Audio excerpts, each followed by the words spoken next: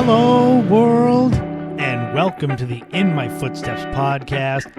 I am Christopher Setterlin, coming to you from the vacation destination known as Cape Cod, Massachusetts.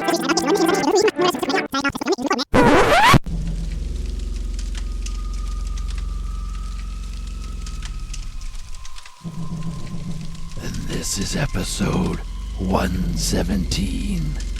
It is not just the monthly bonus episode, it's the Halloween monthly bonus episode. And in this episode, we're going to talk about some of the biggest myths, legends, and lore of each New England state. So get ready to be scared, shocked, and surprised as we look at the myths, legends, and lore of each New England state on episode 117 of the In My Footsteps podcast. Welcome in, everybody. I probably could have kept that voice up throughout the whole episode. It starts to feel like gargling with razor blades. I've always had a gift for being able to do many different voices. That helped me out a lot when I was filming things with my camcorder in high school or doing the funny audio tapes and such with my friends way back in the day.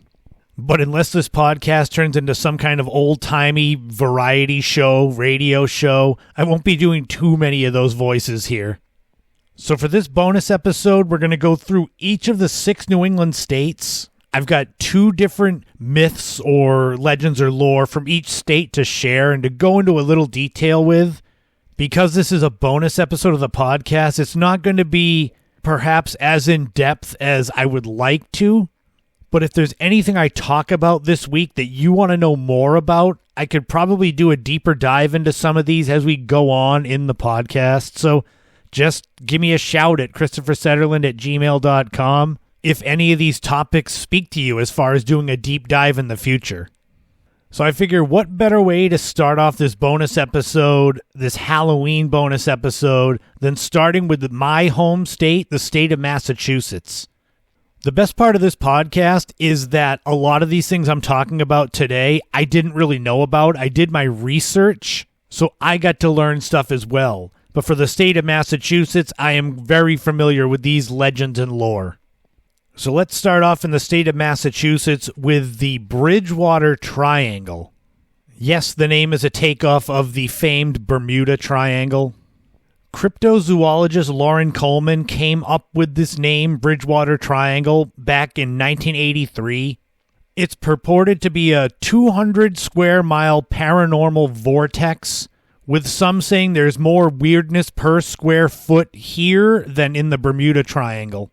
The paranormal vortex forms essentially a triangle, like it would say in the name, with the 3 points being in the towns of Abington, Rehoboth, and Freetown. Inside the Bridgewater Triangle are a lot of towns in southeastern Massachusetts: Taunton, Raynham, Berkeley, Dighton, Brockton, Easton, and Bridgewater. There are stories of UFO sightings, orbs, Bigfoot sightings, and other paranormal in this area. You can find creepy videos from the Bridgewater Triangle on TikTok and places like that. The center of activity seems to be Hockomock Swamp in Bridgewater, and this is one of the places that I'm going to talk about on this week's show that I've actually been to. There's a lot of nothing in the area of the Bridgewater Triangle. Creepy, thick forest, and the swamp as well. Now, I didn't go and spend several hours wandering around the Hockomock Swamp, but I was there long enough. I got some photos. It is every bit as isolated and creepy as you might read in articles, but I didn't see anything or hear anything or have any experiences like that. I'm not saying that it's not filled with weird stuff going on, but I had weirder, creepier vibes walking around the fire roads on Cape Cod out in Wellfleet and Truro than I did in the Hockomock Swamp. Perhaps the creepiest residents of the Bridgewater Triangle are creatures that are known as Pukwudgies. These are of Wampanoag Native American lore And they're also known as the little wild man of the woods that vanishes. It's a humanoid-like creature, said to be around 2 to 3 feet tall, and they can shapeshift and appear and disappear at will. Their most common form is that of a half-human, half-troll, looks kind of like a porcupine from the back. And according to Native Americans, they believe that the Pukwudgies were once friendly to humans but then turned against them and are best left alone. But beware if you go out into the Bridgewater Triangle, because Pukwudgies are known to lure people to their deaths, use magic, launch poison arrows, and create fire. They don't sound like someone you want to meet or mess with.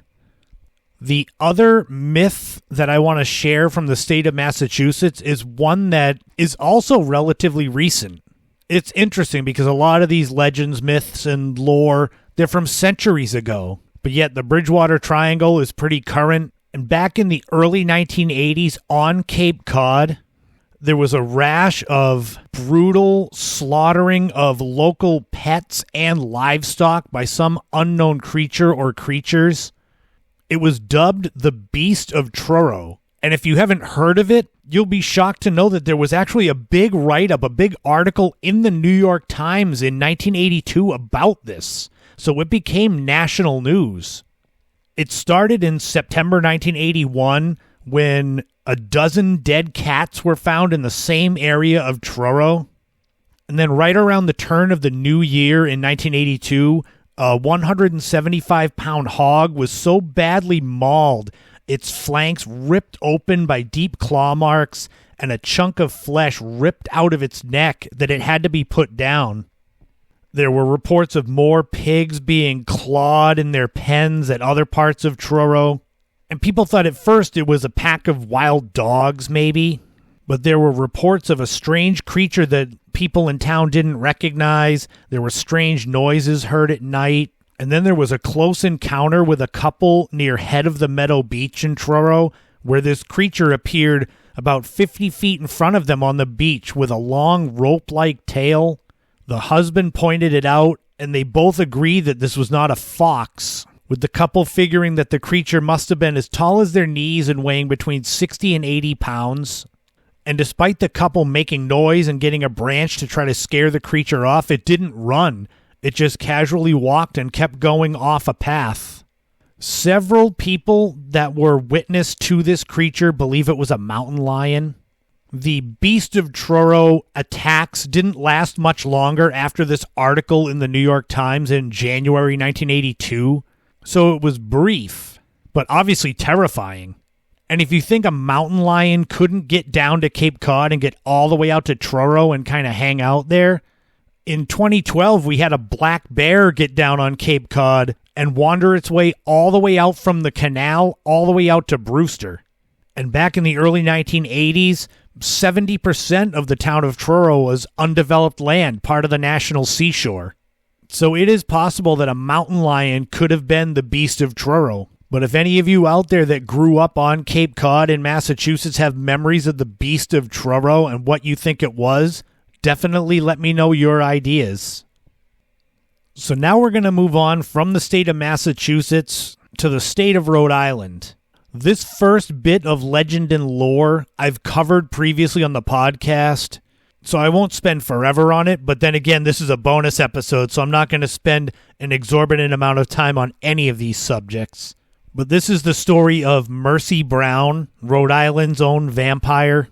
For this story, we go back to the 1880s and the small town of Exeter, Rhode Island, and a series of tragedies that befell the Brown family.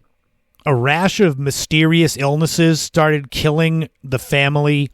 Patriarch George Brown watched as his wife Mary grew sick and wasted away right before his eyes. Shortly thereafter, his daughter Mary Olive suffered the same symptoms, including a painful, long-lasting cough, expelling a mixture of blood and mucus, severe weight loss. A few years later, George's only son Edwin began to suffer the same symptoms. But before Edwin could pass away from this illness, he and his wife fled and they went out to Colorado Springs, where he ended up getting better. While Edwin was living out west, his sister Mercy Brown began getting sick with the same illness. She passed away in January 1892. Edwin returned from Colorado Springs after hearing of his sister's death, and once he got back to Rhode Island, he began to relapse and suffer from the illness again. Looking at this through the lens of the 21st century, we know that these symptoms were that of tuberculosis, or consumption as they called it back then. But back then, in the late 19th century, these horrible physical changes in a person gave some the idea that it might be vampires that were sucking the life out of the living. This came to a head in the spring of 1892 as Edwin Brown was continuing to slip away due to the tuberculosis, and the town of Exeter was convinced that Edwin was being slowly drained of his life by a vampire. They begged George Brown to dig up the bodies of his wife and 2 deceased daughters to prove them wrong. On the morning of March 17, 1892, all 3 were dug up at Exeter's Chestnut Hill Cemetery. George's wife Mary and his daughter Mary Olive had been dead for nearly a decade at the time, and they were only skeletons when they were dug up. However, Mercy had only been dead for 2 months and had been buried in the cold of a New England winter, and her body looked surprisingly lifelike when she was exhumed. This only ramped up the hysteria, and people in the crowd removed Mercy's heart and placed it on a nearby rock and burned it. And then, somehow thinking that this might help Edwin, they mixed the ashes of Mercy's heart in with Edwin's medicine. In the end, it did not help, and Edwin died from tuberculosis on May 2nd, 1892. News of this story spread all across the world and actually influenced Bram Stoker's Dracula. And it's wild to think, in 1892, where the automobile was close to being invented, electricity had been invented, the telephone had been invented, hell, Coca-Cola was around. And yet people thought vampires were real and ravaging this town in Rhode Island. It's incredible. The other legend I want to speak up for the state of Rhode Island is the legend of the ghost ship Palatine. This story is mixed in reality, as it starts off with a British vessel that ran aground on Block Island on December 26, 1738, and that was mixed with the reputation that Block Island's residents earned for looting wrecked ships back at the time. Block Island's reputation was so bad that sailors in the 18th and 19th century would say they'd rather be wrecked anywhere than at Block Island. The ghost ship Palatine, in reality, was actually named the Countess Augusta, and it carried 240 immigrants from the Palatine region of southwest Germany. So there's where the name came from. It sailed from Rotterdam, Germany in August 1738 under Captain George Long and was headed for Philadelphia and Virginia. The ship was seemingly cursed from the start, as the ship carried contaminated water. Passengers and crew died of disease even before the stormy seas pushed them off course. And it got worse because the captain died, so the first mate had to take over. But faced with a blinding snowstorm, the ship ended up aground on the northern tip of Block Island at Sandy Point. What happened after that point varies. In the depositions of the surviving crew, it is said that the first mate, who was then the captain, rowed ashore, leaving the passengers on the ship, but then the Block Island residents persuaded him to bring all the passengers ashore and nurse them to health. The Block Island residents even buried about 20 passengers who died in the wreck on Block Island. There is a marker of these Palatine graves, and some of the passengers ended up living on Block Island, so hardly sounding like the reputation that Block Island had for looting these ships. But another version was told by Joseph P. Hazard to poet John Greenleaf Whittier. In that one, the Block Islanders lured the ship onto the shoals with a false light, murdered the starving and freezing passengers, and set the Palatine afire, and then sent it out to sea to hide their crimes. Legend has it that every year between Christmas and New Year's, Block Islanders can see the ghost ship and hear the screams of passenger Mary Vanderline, who was driven mad by her suffering. And as that time of year gets close, if you're on Block Island, legend has it that the light looks like a blaze of fire 6 or 7 miles from the northern part of Block Island. I'll put links in the description of the podcast for a lot of the in-depth stories of these legends, because I'm trying to hit all the important story beats, but I can't go too in-depth. But let's continue moving west into the state of Connecticut and the story of the ghost town known as Dudleytown. Dudleytown was never incorporated as a town. It was an area of the town of Cornwall that was settled by many families, but biggest of them, the Dudley family in the 1740s. The area was converted from forest to farmland and lived upon for generations. But the land was not great for farming, so when more fertile land opened up in the Midwest in the mid-1800s, families started moving out there, and the town of Cornwall suffered a lot of population decline. Legend has it that the Dudley family was cursed, as the founders of this Dudleytown were descended from Edmund Dudley, who was an English nobleman that was beheaded for treason during the reign of Henry VIII. That curse is blamed for the farmland not being fertile enough in Dudleytown, a rash of violent deaths in the village, mental illness.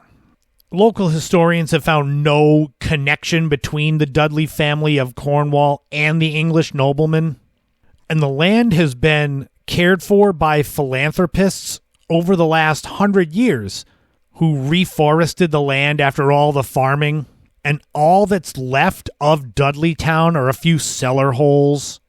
But in the 1980s, rumors of ghost activity began. So the village site of Dudleytown has been subject to a lot of vandalism, with the owners of the land now closing it to the public. The movie The Blair Witch Project brought more attention to the abandoned Dudleytown, and for decades, ghost hunters have been fascinated by the tales of this abandoned village. Although Dudleytown will be very hard for anyone to go and find, especially if the land is kind of off limits, the other myth and legend of Connecticut is quite the opposite.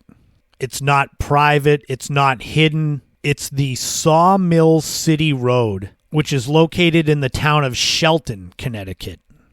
It is a paved road, and during the day, it's actually a pretty pleasant drive, surrounded by forest, but the real issues come at night. That's where if you're driving the stretch of road near the Means Brook Reservoir, you could possibly see orbs. People have heard screaming from multiple directions at the same time. They've seen shadowy figures running from tree to tree. I'd suggest your high beams because the road is a little bit curvy. During the summer with the rising temperatures, these reports from the Sawmill City Road only increase. And this is where people say they see the melon heads, which are purported to be a growing population of inbred monsters living in the depths of the woods. Some say they could even be cannibals. But they've been seen drinking at the reservoir. Children playing in the woods can hear them breathing behind them, or worse, they make direct eye contact with them, and their faces are deformed and spooky. And some say the melonheads even place dead animals in the road to try to cause accidents, or might be waiting for you around the curve of the road.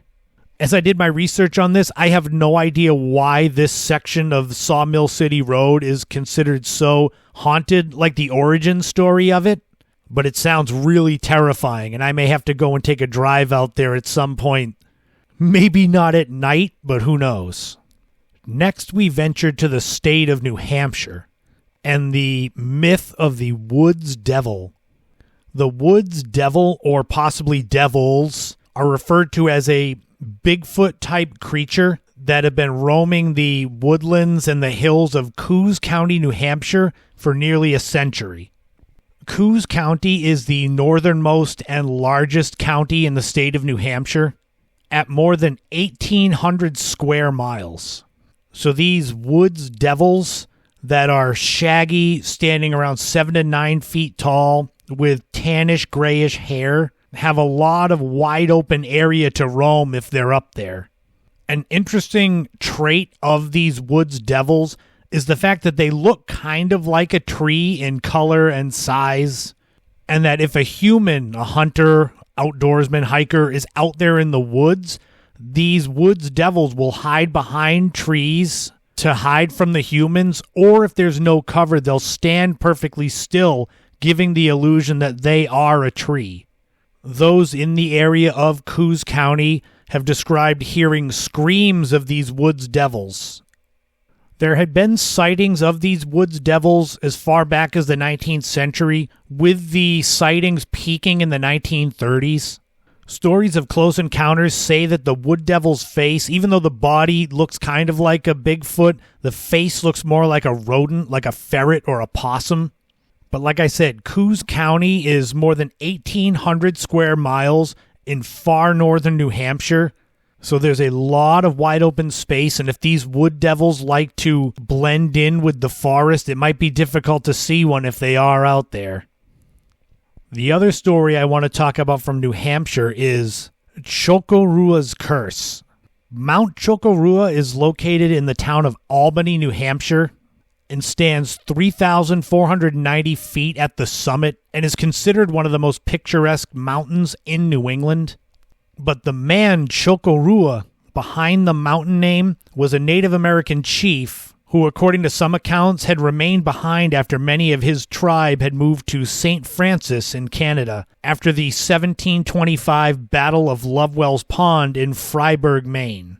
The story of what led to the curse was Chocorua entrusted his young son to a family of local settlers, last name Campbell, with whom he was on friendly terms. Either Chocorua went to visit the others of his tribe in St. Francis, or he was still present in the area. But either way, the endgame was the son died while visiting the Campbells, with the story saying that the son accidentally ingested some poison that had been left for a troublesome fox. Chocorua blamed the Campbells for the death of his son and murdered the wife and children in revenge. Seeking then revenge for themselves, the patriarch of the Campbell family, Cornelius, and several other men pursued Chocorua, who took refuge on the mountain that would later bear his name. He was then shot, and with his dying breath, he cursed the white men. For many years after Chocorua's death, that area's small colony of pioneers experienced raids from other Native Americans. Winds would tear the trees up. Crops were destroyed, cattle died, and even the strongest of these settlers succumbed to sickness. These were all blamed on Chocorua's curse. Even wolf and bear raids on livestock were blamed on the curse. After that, all the settlers avoided that mountain. And even today, Mount Chocorua in Albany, New Hampshire remains lifeless and barren. Next, we're going to move on to the neighboring state of Vermont and the curse of Brunswick Springs. Brunswick Springs is located well off the main road in Brunswick, Vermont, which is a town that has about 100 residents. Interestingly, Ripley's Believe It or Not called Brunswick Springs the 8th wonder of the world in 1984. I think Andre the Giant would like to have a word with them. There are 6 individual springs at that spot, and each of them allegedly contains a different mineral, iron, calcium, magnesium, sulfur, bromide, and arsenic that flow into the Connecticut River that's 65 feet below. In 1748, the Abenaki tribe of Native Americans lived near the spring and relied upon it for the natural healing powers of the waters.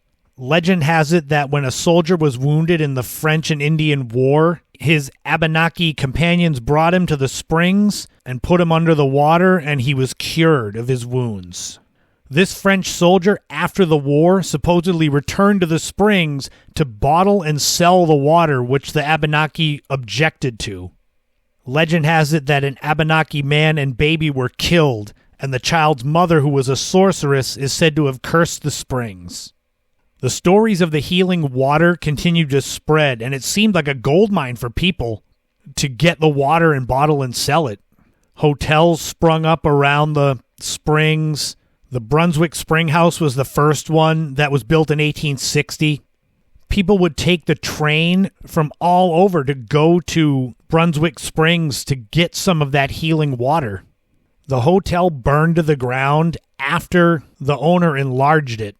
After the turn of the 20th century, the land was sold to another man named John Hutchins, who took over the rebuilt hotel. He renamed it the Pinecrest Lodge. There were 3 fires that were suspicious, with the lodge burning to the ground in 1929. The curse of Brunswick Springs, it was said that anyone who tried to profit off of the healing mineral waters would fail. After the last hotel fire in 1931, there was nothing rebuilt, and the cement foundation of that hotel and the stairs leading to the cellar still remain just above the springs. We move on in Vermont from that curse to something that is just so weird and creepy that it can't be true. This is the story of Vermont's frozen hill people. To sum this up, a reporter for the Montpelier Argus and Patriot newspaper, quote-unquote, found entries in his Uncle William's diary detailing one family's ritual of freezing their elderly and weak and putting them into literal cold storage for the winter. The account of this the reporter put on the front page of the newspaper on December 21st, 1887. The idea behind this is that there was an extremely poor family of hill farmers isolated in a mountain town 20 minutes from Montpelier. The cold, hard winters, mixed with their meager food supply, forced them to come up with a weird idea. They basically put the older and weaker members of their families into hibernation. They drugged 6 members of the family, 4 men and 2 women, and once they were unconscious inside a warm cabin, they were stripped down to only 1 garment and carried outside. They were left outside to freeze, and in a few hours, the bodies were packed into a box with straw to guard against predators for their months of cold storage. In May, men dug through the snow and found these boxes and pried open the lids, removing the bodies and placing them into steaming baths of a hemlock potion. Legend has it that after about an hour, color began to return and fingers began to twitch. The family members would rub the bodies continuously, and slowly these frozen hill people began to awake. They were then brought inside and seated next to a roaring fire and given a hearty meal. And after just a few hours, those that had been frozen for 4 months seemed completely revived and healthy. This legend of the frozen hill people spread worldwide, with some swearing that it's true. But in 1887, there wasn't the cryogenics that we have today freezing people. So I'll leave that up to you to decide if it's real or not. Last but not least, we are going to venture to the state of Maine. And we're going to first start off with the story of Colonel Buck's tomb. Just last week on the podcast, I did a road trip to the towns of Prospect and Bucksport, Maine. And in researching that is where I found the story of Colonel Buck's tomb. The story in a nutshell is the tomb of the town's founder, Colonel Jonathan Buck, and a mysterious stain on the tomb that looks like the image of a woman's stocking-clad foot or maybe a boot. Legend has it that Colonel Buck burned a witch and her leg rolled out of the bonfire. The family of Colonel Buck has tried to clean that foot off of the stone and have replaced the monument twice, but that foot keeps coming back. The burned witch's son is the one that placed the curse on Colonel Buck, saying, "Your tomb shall bear the mark of a witch's foot for all eternity." There have been worse curses that I've spoken about just in this episode, but it's crazy to think that they have replaced this marker twice and this leg keeps appearing on it. If you want, you can go to Bucksport, Maine. Go on a road trip and go and see his tomb and see the leg for yourself. It is an interesting note that the stain is on a monument that was erected in Colonel Buck's memory 75 years after he died, and that his actual real tombstone is unblemished. Although some say that if you're going through the trouble of putting a curse on someone, you'd want to have that leg on the huge giant monument and not on a little tombstone. And we'll end our look at some of New England's creepiest legends, lore, and myths with the story of the haunted well in Sabattus, Maine. There is no date on this legend, but there's a well located in the back of a cemetery that was reported to be haunted. And there were a group of teens that dared one of their friends to be lowered down into the well. And of course the young boy agreed because teenage boys are idiots and want to impress their friends. So the boy sat in a rubber tire and was lowered down into the well for many minutes before his friends could no longer see him. After a few more minutes, the boys realized there was no movement from the rope, no noise coming from the well. So the boys pulled the rope, pulled the tire up with their friend in it, and they found him to be very changed from when they lowered him down. The boy's hair had gone bright white, his entire body was shaking, and he was unable to form coherent sentences. His appearance was like that of an old man, and his laughter indicated that he had gone insane. The story goes that the boy never changed back from this state, and that for years he would just randomly scream from the windows of the mental institution where he was placed. Sabattus has a lot of cemeteries, or several cemeteries, so it's unknown where this well is, but it's purported to be real if you want to go and try to find it. But it seriously sounds like something out of The Ring, like you'd expect someone to climb out of it. But that will wrap up our bonus episode, our look at some of the New England myths and legends and lore. I specifically looked for things that I wasn't familiar with, but for the rest of these, I wasn't too sure about any of them. Bridgewater Triangle, yes, but for the most part, I learned about them to share them with you.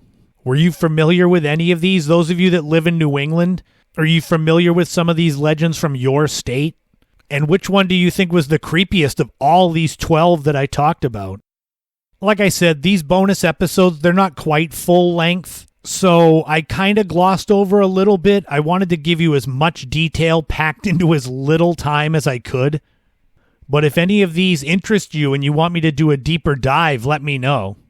I mean, some like the Sabattus Well and the Frozen Hill people, those I pretty much summed up, so there's not much else to add. I hope you all have a safe and happy Halloween. If you visit any of these places I talked about trying to chase the myths and legends, be safe. I'll be back next week, full-length episode, the first one of November, episode 118, my birthday month.